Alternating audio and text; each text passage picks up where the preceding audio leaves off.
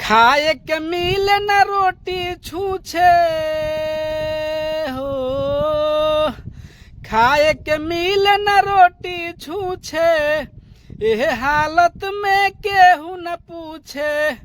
हाय रे बदनसीबी रे गरीबी, दुनिया में केहू न करीबी रे गरीबी, दुनिया में केहू न करीबी।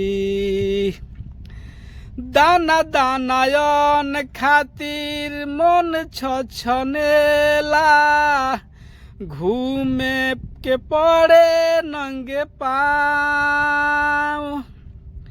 दाना दाना अन्न खातिर मन छछनेला, घूमे के पड़े नंगे पाँव।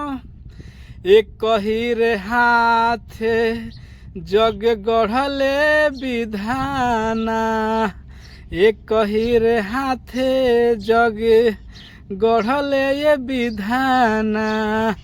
तब काहे कैला दुई भाग, केहू उपास केहू खा के मोरे, केहू के घर न चूल्हा जरे।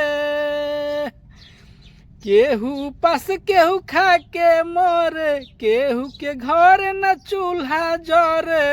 सुसकेली घर में बीबी रे गरीबी, दुनिया में केहू न करीबी रे गरीबी, दुनिया में केहू न करीबी।